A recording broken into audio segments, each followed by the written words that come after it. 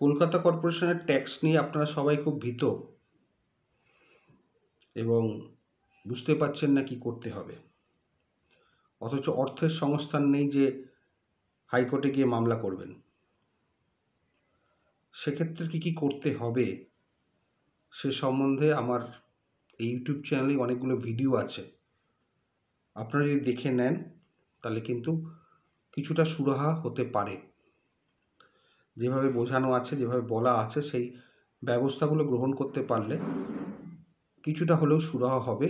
ভবিষ্যতেও আপনাদের কিছুটা বাঁচতে পারবেন। আপনাদের যেগুলো করতে হবে ইন শর্ট আমি বলে দিই। সবাই মিলে ফার্স্টে এক হতে হবে। একটা পাড়ায় এভাবে যেভাবে ট্যাক্স বেড়েছে বা বাড়ছে বা বাড়ার জন্য নোটিশ এসছে, প্রত্যেকে এক হয়ে মেল করুন মাননীয় মুখ্যমন্ত্রীকে এবং চিঠি লিখুন একত্রে। সবাই সই করে, না পারলে নিজেরা ইন্ডিভিজুয়ালি করুন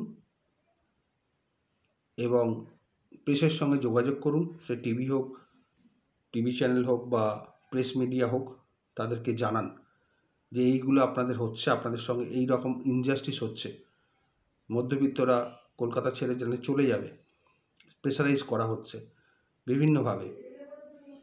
ট্যাক্স এইভাবে বাড়ছে যে তুলনা হয় না, ভাবা যায় না। 2017 থেকে বাড়িয়ে দিচ্ছে। 2017 থেকে ওরা যদি না অ্যাসেসমেন্ট করে তো এটা কি সাধারণের দোষ?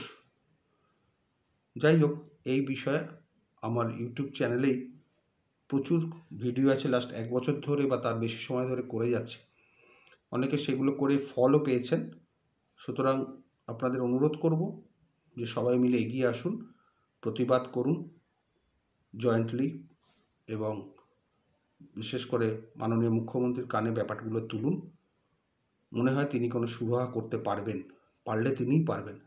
নাহলে কোর্ট কাছারি তো আছেই, কিন্তু কোর্ট কাছারি ব্যয় সাপেক্ষ এবং সময় সাপেক্ষ।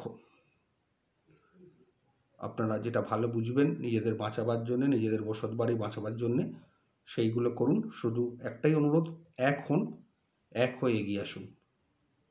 প্রেস কনফারেন্স করুন, কোথাও প্রতিবাদ সভা করুন, যেভাবেই হোক নজর কাড়ুন মাননীয় মুখ্যমন্ত্রী। কারণ যেভাবে ট্যাক্স বাড়াচ্ছে, বাড়ার কথা ছিল না, কিন্তু হচ্ছে পারপাসিভ মোটিভ নিয়ে। ভালো থাকবেন। আমার ইউটিউব চ্যানেলটা দেখে নেবেন, তাহলেই সব বুঝতে পেরে যাবেন। নমস্কার।